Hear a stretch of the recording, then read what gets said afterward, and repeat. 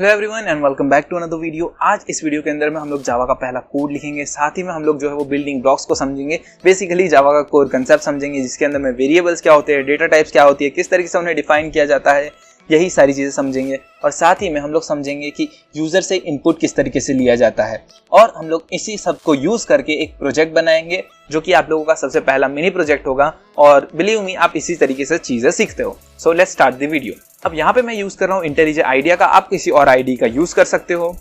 सबसे पहले तो आप लोगों को ये चीज़ें समझने की ज़रूरत है कि यहाँ पे बहुत सारी चीज़ें लिखी हुई है। अब इनके अंदर में से क्या आप लोगों को ये सारी चीज़ों को जानना ज़रूरी है?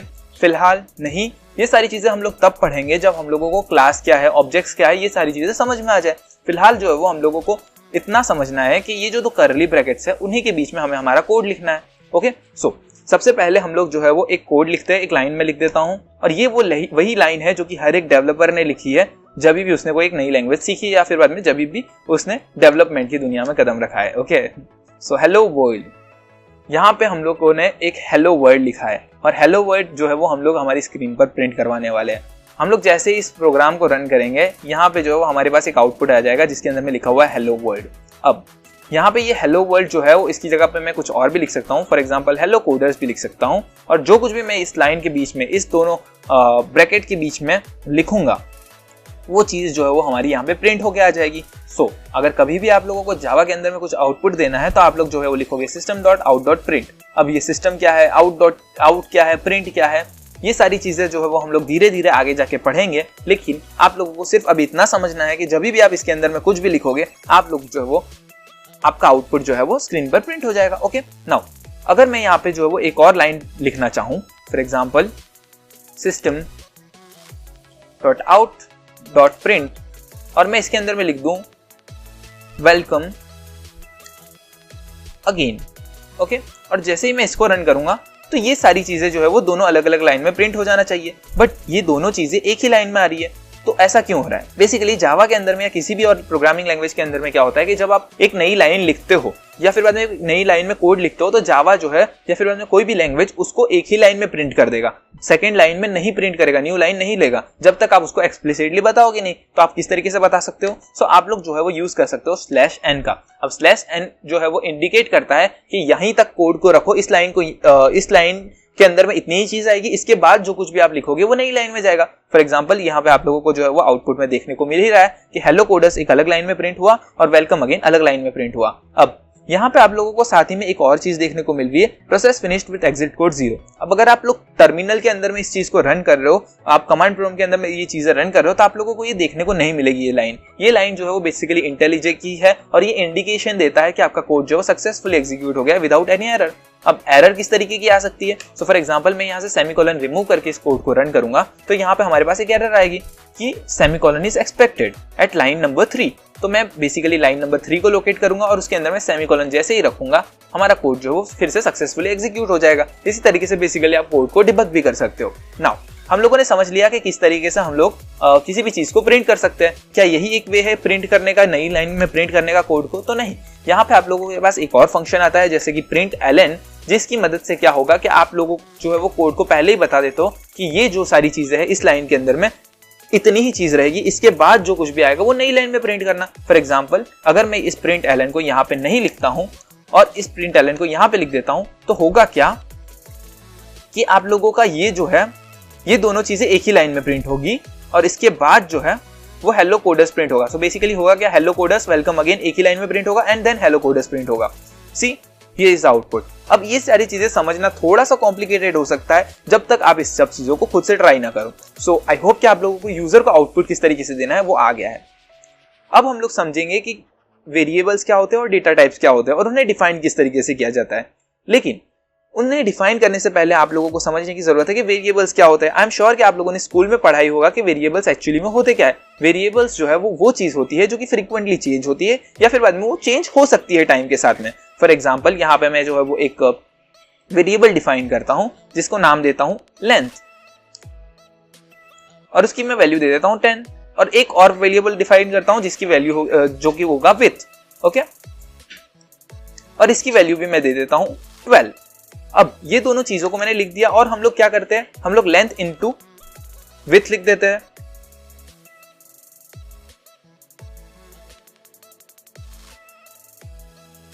और बेसिकली ये क्या है, तो ये हमारा एरिया हो गया। ओके, सो ये किसी भी रेक्टेंगल का एरिया होता है, उसका फॉर्मूला होता है। तो ये हम लोगों ने पढ़ा ही है जियोमेट्री में ऑलरेडी। सो हम लोग इसी तरीके से हमारे मैथ्स के अंदर में आज तक लिखते आए थे। सो बेसिकली ये क्या है, लेंथ जो है वो 10 है और विड्थ जो है वो 12 है और उसी का एरिया जो है वो हमारे पास आंसर में आ रहा है। ओके, अब ये सारी चीजें वेरिएबल्स जो है वो चेंज हो सकते हैं। सो फॉर एग्जांपल इसकी वैल्यू 15 भी हो सकती है, इस 10 की वैल्यू 12 भी हो सकती है या 18 भी हो सकती है, बट उसका एरिया जो है, उसका फॉर्मूला जो है वो सेम ही रहेगा। तो कोडिंग के अंदर में भी इसी तरीके से होता है। जब भी आप यूजर के पास से कुछ इनपुट लेते हो तो विड्थ की वैल्यू चेंज हो सकती है, लेंथ की वैल्यू चेंज हो सकती है, लेकिन जावा के अंदर में सिर्फ इतना ही नहीं है कि लेंथ की विड्थ की वैल्यू चेंज हो गई, लेंथ की वैल्यू चेंज हो गई। हम लोगों को जावा को ये भी बताना पड़ता है कि लेंथ की वैल्यू क्या हो सकती है। फॉर एग्जांपल लेंथ जो है वो स्ट्रिंग हो सकता है, लेंथ जो है वो नंबर हो सकता है, लेंथ जो है वो डेसिमल पॉइंट का नंबर भी हो सकता है। तो वही चीजें हम लोगों को जावा को बतानी होती है। अब वो सारी चीजें हम लोग बताएंगे किस तरीके से, उसलिए हम लोग यूज करते हैं डेटा टाइप्स का। डेटा टाइप्स जावा के अंदर में दो तरीके की होती है, एक होती है प्रिमिटिव डेटा टाइप्स और दूसरी है नॉन प्रिमिटिव डेटा टाइप्स। अब प्रिमिटिव डेटा टाइप्स कौन सी है और नॉन प्रिमिटिव डेटा टाइप्स कौन सी है, वो सारी चीजें समझने से पहले आप लोगों को इन दोनों के बीच का डिफरेंस पता होना चाहिए। सो प्रिमिटिव डेटा टाइप्स वो है जो कि आप लोगों को सिस्टम के द्वारा प्रोवाइड की जाती है ऑलरेडी और इन्हीं का आप लोग यूज कर सकते हो, इनके अंदर में कोई आप चेंजेस नहीं कर सकते हो। वहीं पे नॉन प्रिमिटिव डेटा टाइप्स वो होती है जो कि आप लोगों ने खुद से बनाई हुई होती है या फिर बाद में उसको आप चेंज कर सकते हो। ओके, सो यहाँ पे हम लोग सबसे पहले प्रिमिटिव डेटा टाइप्स को समझने की कोशिश करते हैं। सो प्रिमिटिव डेटा टाइप्स के अंदर में सबसे पहले आती है इंटीजर। इंटीजर डेटा टाइप के अंदर में जो है वो आप लोगों को 4 तरीके की डेटा टाइप्स मिलती है। एक तो आप बाइट को यूज कर सकते हो, शॉर्ट को यूज कर सकते हो, इंट को या फिर लॉन्ग को यूज कर सकते हो, और ये सारी चीजें होल्ड करती है एक ही तरीके की वैल्यू को, वो है इंटीजर्स, जो कि आपकी न्यूमेरिक वैल्यू होती है बेसिकली। ओके, अब ये इंटीजर एक ही चीज को होल्ड करने के लिए 4 चीजें क्यों है और इन चारों के बीच में डिफरेंस क्या है? तो डिफरेंस सिर्फ कैपेसिटी का है। बाइट जो है वो 1 बाइट का डेटा स्टोर कर सकती है, शॉर्ट जो है वो 2 बाइट्स का डेटा स्टोर कर सकती है, एंड इंटीजर जो है वो 4 बाइट का, ऐसे ही लॉन्ग जो है वो 8 बाइट का डेटा स्टोर कर सकती है। So basically the difference is between capacity only. Okay, now अगर आप लोगों को सपोज करो कि कोई ऐसा डेटा स्टोर करना है जो कि डेसिमल पॉइंट में हो, तो उसलिए आपको यूज करना पड़ता है फ्लोटिंग पॉइंट का, जिसके अंदर में आते हैं फ्लोट और डबल। फ्लोट जो है वो आप लोगों का कुछ कैपेसिटी का डिफरेंस आता है फ्लोट एंड डबल के बीच में। अगर आपका नंबर छोटा है तो आप लोग फ्लोट को यूज करोगे, अगर आपका नंबर काफी बड़ा है तो आप लोग डबल को यूज करोगे। और उसी तरीके से अगर आप लोगों को स्टोर करना है कोई एक नेम को या कोई एक कैरेक्टर को, तो उसके लिए आप लोग यूज करते हो कैरेक्टर का। और अगर आप लोगों की वैल्यू जो है वो ट्रुथ या फॉल्स की ऊपर डिपेंड करती है या फिर बाद में ट्रुथ या फॉल्स ही उसकी वैल्यू हो सकती है, तो उस केसेस में आप लोग यूज करते हो बुलियन डेटा टाइप का। ओके, नाउ अब हम लोग देखते हैं non primitive data types. Non primitive data types जो है वो बहुत ही लंबी लिस्ट है, उसके अंदर में स्ट्रिंग आ जाती है, इंटीजर आ जाता है, एरे, लिस्ट, हैश मैप और बहुत सारी डेटा टाइप्स है बेसिकली। और ये सारी चीजें आप लोगों को याद करने की बिल्कुल भी जरूरत नहीं है। जैसे जैसे हम लोग जो है वो ये सारी चीजें पढ़ते जाएंगे, आगे करते जाएंगे, लिखते जाएंगे, वक्त के साथ में ये हमें अपने आप ही याद हो जाएगी। अब हम लोगों ने जो कुछ भी समझाया थियोरेटिकली, अब इसी सब चीजों को हम लोग जो है वो कोड में इंप्लीमेंट करने की कोशिश करते हैं। ओके, सो हम लोग प्रैक्टिकली इंप्लीमेंटेशन से पहले हम लोगों को एक और चीज देखना जरूरी है, और वो है कि आपका डेटा जो है वो एक्चुअली में मेमोरी में स्टोर किस तरीके से होता है। ओके, सो होता क्या है कि बेसिकली सपोज कीजिए कि मैंने एक जो है वो वेरिएबल क्रिएट किया, इंटीजर नंबर इक्वल्स टू 10। यहाँ पे इंटीजर क्या है? सो ये आप लोगों की डेटा टाइप है, नंबर जो है वो वेरिएबल का नाम है और 10 जो है वो वैल्यू है जो कि इसको असाइन होगी। सो अगर मैं ये लिखता हूं तो मेमोरी में होता क्या है? सो ये जानना बहुत ही जरूरी है। बेसिकली सपोज करो कि ये आपकी रैम है। रैम क्या होती है? Random access memory. I am sure कि आप लोगों को पता होगा, ये तो 3rd क्लास के बच्चे को भी पता होता है। खैर, सो रैम के अंदर में जो है वो आप लोगों का सारा डेटा होता है। फॉर एग्जांपल जो कुछ भी आप लोगों के सिस्टम में जो कुछ भी रन हो रहा है, उसका सारा डेटा, करंटली जो कुछ भी रन हो रहा है उसका डेटा यहाँ पे होता है। ओके, नाउ इसी के अंदर में हम लोगों ने जो क्या किया कि integer number equals to 10 define किया। तो इसके अंदर में होगा क्या? रैम के अंदर में एक जो है वो वेरिएबल क्रिएट किया जाएगा। फॉर एग्जाम्पल इस तरीके की बहुत सारी जो है वो स्पेसिस रैम के अंदर में क्रिएटेड होती है। ओके, सो इस तरीके की बहुत सारी स्पेसिस अवेलेबल होती है रैम के अंदर में। और जब भी हम लोग इंटीजर कहते हैं, इंटीजर नंबर, तो यहाँ पे क्या होता है कि इसके अंदर में जो है वो 10 असाइन कर दिया जाता है और इसको नाम दे दिया जाता है। अब नाम क्या दे दिया जाता है? सो आप लोगों के जो वेरिएबल का आपने नाम रखा है वही नाम इसको असाइन कर दिया जाता है और ये जो है वो इस तरीके से लेबल हो जाता है। अब हम लोग क्या कहेंगे कि आप लोगों का जो ये वेरिएबल है वो असाइन हो गया, और यहाँ पे मेमोरी में क्या होता है कि एक छोटा सा चंक ऑफ डेटा जो है वो रिजर्व हो गया, एक छोटा सा ब्लॉक जो है वो रिजर्व हो गया, जिसको लेबल दे दिया जाता है नंबर और उसके अंदर में वैल्यू स्टोर कर दी जाती है 10। अब वेरिएबल को डिफाइन करने की सिर्फ ये एक ही मेथड नहीं है, एक और वे भी होता है जिससे हम लोग वेरिएबल को डिफाइन कर सकते हैं। फॉर एग्जाम्पल हम लोग लिख देते हैं इंट ए और इसको हम लोग जो है वो ऐसे ही छोड़ देते हैं। अब यहाँ पे हम लोगों ने इंट ए को डिफाइन तो कर दिया बट इसे इनिशियलाइज नहीं किया। डिफाइन और इनिशियलाइज में मतलब क्या होता है? सो बेसिकली डिफाइन के अंदर में क्या होता है कि आप लोगों ने यहाँ पे जो है वो डिफाइन कर दिया कि ओके ये वेरिएबल है। इस केसेस में होगा क्या कि यहाँ पे जो है वो आप लोगों की एक स्पेस क्रिएट हो जाएगी ए से। ये ए जो है वो किसी भी एक ब्लॉक को असाइन हो जाएगा और ये जो है वो लेबल हो जाएगा। ओके, लेकिन इसकी वैल्यू जो है वो अनडिफाइंड रहेगी। फिलहाल यहाँ पे इसकी वैल्यू जो है वो नल रहेगी। लेकिन जब आप फिर बाद में इसको असाइन करोगे कोई एक वैल्यू, फॉर एग्जांपल ए को मैंने पहले डिफाइन कर दिया और उसके बाद मैंने असाइन किया ए की वैल्यू 14, तो यहाँ पे क्या होगा कि ये जो है वो नल से 14 में कन्वर्ट हो जाएगा। सो इस तरीके से आपका जो वो डेटा एलोकेट होता है जब भी आप कोई एक वेरिएबल को इनिशियलाइज करते हो। ओके, नाउ क्या हर एक के लिए ऐसे ही सेम ब्लॉक क्रिएट होता है? यस, हर एक वेरिएबल के लिए सेम इसी तरीके से ब्लॉक क्रिएट होता है। अब इस ब्लॉक की साइज जो है वो डिफर कर सकती है। फॉर एग्जांपल इंटीजर के लिए ये क्रिएट हुआ, लॉन्ग के लिए मे बी थोड़ा सा बड़ी साइज का डेटा क्रिएट होगा, ब्लॉक क्रिएट होगा। बेसिकली उसी तरीके से जो वो स्ट्रिंग के लिए भी क्रिएट होगा, कैरेक्टर के लिए भी क्रिएट होगा और हर किसी डेटा टाइप के लिए इसी तरीके का रैम के अंदर में जो है वो एक ब्लॉक क्रिएट होगा और उसको लेबल दिया जाएगा और उसी को वैल्यू असाइन कर दी जाएगी। और जब भी आप जो इस वेरिएबल को कॉल करोगे तो बेसिकली क्या होगा कि ये आप लेबल को कॉल करोगे और लेबल में से जो है आपका डेटा रिटर्न होगा। अब हम लोग यही सारी चीजें प्रैक्टिकली इंप्लीमेंटेशन करके देखते हैं। ओके, सो मैं इंटेलिजेंट आइडिया ओपन कर लिया है और इसके अंदर में मैं क्या करूंगा, सबसे पहले ये सारी चीजों को डिलीट कर दूंगा और यहाँ पे जो है वो हम लोग उसी एग्जांपल को फॉलो करेंगे जिसको हमने लास्ट में छोड़ा था। फॉर एग्जांपल वो एग्जांपल हमारा कौन सा था, ये वाला, right. So length equals to 18 and इसी सारी चीजों को मैं जो है वो सिंपली कॉपी कर लेता हूँ, काम करता हूँ और आप लोगों को जो है वो इसी के ऊपर काम करके दिखाता हूँ। नाउ यहाँ पे जो है वो कुछ एरर्स आ रही है, उन सारी एरर्स को हम लोग फिक्स करेंगे। किस तरीके से करेंगे देखते जाइए सिर्फ आप लोग।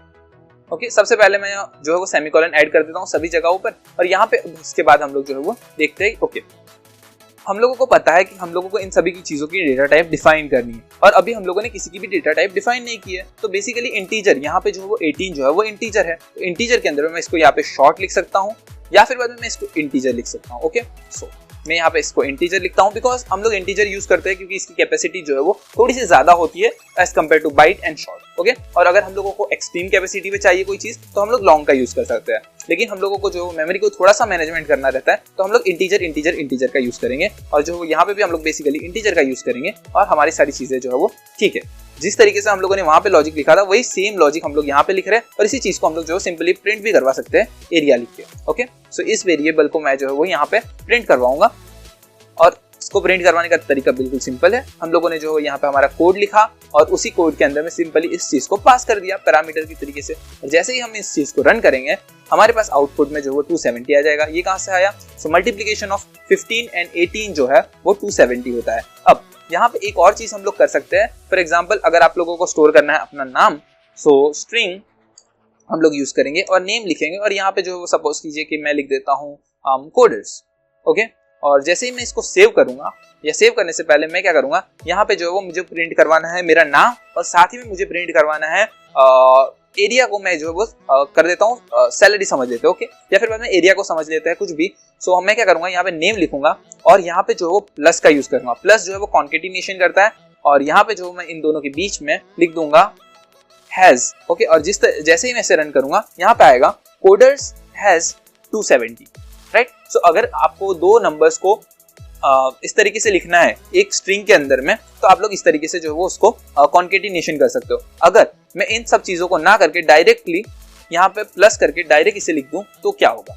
सो यहाँ पे जब हम लोग इन दोनों चीजों को एक साथ करेंगे तो हमारे पास जो है वो कोडर्स 270 आ जाएगा। ये क्या हुआ? बेसिकली ये जो है वो टाइप कास्टिंग हो गई। अब आप लोगों को फिलहाल इन सब चीजों को समझने की जरूरत नहीं है। यहाँ पे बेसिकली हम लोगों ने जो है इन दोनों चीजों को मर्ज करके एक ही लाइन में प्रिंट कर दिया है ना। हमें पता चल गया कि किस तरीके से हम लोग जो है डेटा टाइप को डिफाइन करते हैं, वेरिएबल्स क्या होते हैं, ये सारी चीजें हमने समझ ली। अब हम लोग नेक्स्ट चीज समझेंगे, वो है कि हम लोग यूजर से जो है वो इनपुट किस तरीके से ले सकते हैं। अब यूजर से इनपुट लेने के लिए हम लोग क्या करेंगे, सबसे पहले मैं इन सारी चीजों को डिलीट कर देता हूँ और यहाँ पे सपोज करते हैं कि मुझे जो है वो यूजर से एक कैलकुलेटर बनवाना है, या सपोज कीजिए कि हम लोग जो है एक फॉर्म बना रहे हैं जिसके अंदर में हम लोग सबसे पहले यूजर से उसका नेम पूछेंगे। So for example string name में ले लेता हूँ और इसको मैं जो है एक एम्प्टी स्ट्रिंग डिफाइन कर देता हूँ। ओके, आप लोग जो है एम्प्टी स्ट्रिंग डिफाइन कर सकते हो या फिर बाद में आप इसको इस तरीके से डिफाइन कर सकते हो कि कुछ भी नहीं। ओके, ये चीज है एक वेरिएबल है, अब इसकी वैल्यू जो है वो बाद में डिफाइन होगी। ओके, और मुझे एक और चीज चाहिए, मैं लूंगा कि उसकी एज क्या है। Okay, integer age. ये दो चीजें मुझे यूजर के पास से चाहिए और ये चीजें जो है वो हर इंसान की अलग अलग होती है। तो मुझे क्या चाहिए कि हर एक इंसान अपना नाम लिखे और उसकी एज लिखे। अब इसको लेने के लिए मुझे जो है वो यूजर से इनपुट लेना होगा। फिलहाल अगर मैं इसे रन करूंगा तो मेरे पास कोई आउटपुट आने वाला है नहीं। ओके, सो मैं क्या करता हूँ, स्कैनर क्लास को इंपोर्ट करेंगे। स्कैनर क्लास क्या है? जब भी आपको यूजर से इंपोर्ट लेना होता है तो आप स्कैनर क्लास का यूज करते हो और यहाँ पे जो एक वेरिएबल डिफाइन करते हो SC। अब ये SC की जगह पे कोई भी और नाम हो सकता है, ओके। और मैं यहाँ पे क्या करता हूँ, स्कैनर न्यू स्कैनर, और इसके अंदर मैं पास करता हूँ system.in। फिलहाल मैंने अभी यहाँ पे क्या लिखा हुआ है ये सारी चीजें आप लोगों को समझने की जरूरत नहीं है। जब हम लोग क्लासेस का कॉन्सेप्ट समझेंगे तभी आप लोगों को ये सारी चीजें और ज्यादा अच्छे से समझ में आएगी। फिलहाल आप लोग समझ लो कि जब भी आप लोगों को यूजर से इंपोर्ट लेना है या कोई भी इनपुट लेना है तभी आप लोग जो है वो ये लाइन लिखोगे। अब ये लाइन लिखने के बाद मैं क्या करूंगा कि मुझे चाहिए यूजर का नाम। सो सबसे पहले मुझे यूजर का नाम चाहिए, उसके लिए मैं क्या करूंगा कि नेम के अंदर में मुझे डेटा चाहिए। अब वो डेटा क्या है? सो डेटा है मेरा नेम, और नेम को लेने के लिए मैं यूज करूंगा SC डॉट नेक्स्ट लाइन का, और इससे क्या होगा कि मेरे पास यूजर का नाम आ जाएगा और मैं इसी चीज को प्रिंट भी करवा दूंगा, ओके। S आउट नेम को मैं प्रिंट करवा दूंगा। सो जैसे ही हम इस कोड को रन करते हैं, यहाँ पे मैं अपना नाम लिख सकता हूँ। जैसे ही मैंने नाम लिखा मेरे पास नाम आ गया। अब इसी चीज को हम लोग थोड़ा फैंसी वे में भी दिखा सकते हैं। फॉर एग्जाम्पल मैं यहाँ पे लिख देता हूँ S out enter your name, okay. And then हम लोग यहाँ पे दिखा सकते हैं योर नेम इज, और जैसे ही मैं इस चीज को रन करूंगा अब आप लोगों को यहाँ पे दिख रहा है प्लीज एंटर योर नेम, और मैं यहाँ पे लिख दूंगा टू फेल, ओके। और जैसे मैं इसको लिख के एंटर करता हूँ यहाँ पे लिख के आ गया your name is Tufail. Same way में हम लोग जो है वो एज को भी लेंगे। सो मैं यहाँ पे चाहता हूँ कि मैं एज को भी लूँ। सो मैं क्या करूंगा यहाँ पे age equals to SC dot next int. अब ये क्या है? यहाँ पे तो मैंने यूज किया था नेक्स्ट लाइन, यहाँ पे मैं यूज कर रहा हूँ नेक्स्ट इंट। ये क्यों कर रहा हूँ? तो हम लोगों को स्कैनर को बताना होता है, हम लोगों को क्लास को बताना होता है कि ये कौन सा इनपुट लेगा, बिकॉज जावा जो है वो एक टाइप लैंग्वेज है और इसके अंदर में आप लोगों को पहले से डिफाइन करना पड़ता है कि कौन सा इनपुट एक्सपेक्टेड है, okay. So for example integer, आप लोगों को इंटीजर की ही वैल्यू चाहिए इसके अंदर में। एज के अंदर में आप स्ट्रिंग को असाइन नहीं कर सकते हो। अगर मैं इसके अंदर में ट्राई करूं स्ट्रिंग असाइन करने की तो ये जो है वो मुझे पहले ही एरर दे देगा, और ये एरर क्या है? सो ये बेसिकली ये आप लोगों को ये कह रहा है कि आप लोग जो है वो असाइन नहीं कर सकते हो स्ट्रिंग को। Required type is int and provided is string. तो यहाँ पे बेसिकली आप लोग जो है वो कोई एक नंबर ही लिख सकते हो। यहाँ पे आप लोग जो है वो किसी भी तरीके का कोई और टाइप का वेरिएबल नहीं उसको असाइन कर सकते हो।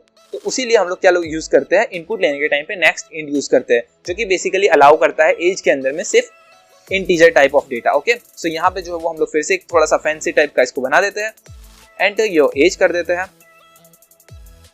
इस चीज को मैं कॉपी करता हूँ, यहाँ पे पेस्ट कर दूंगा। एंटर योर नेम की जगह पे हम लोग एज कर देंगे और इसी चीज को हम लोग जो है वो प्रिंट करवा देंगे लास्ट में, ओके। सो इसको भी मैं यहाँ से हटा लेता हूँ और हम लोग यहाँ पे जो है वो बेसिकली आउटपुट प्रिंट करवा देंगे। ये हमारा जो है वो नेम हो गया, and your name is this and your age is, और यहाँ पे मैं जो वो एज को लिख दूंगा। और जैसे ही मैं इस कोड को रन करूंगा मेरे पास से नाम पूछा जाएगा तो मैं लिखूंगा तो फेल। एज पूछी जाएगी, मैं लिख दूंगा 22।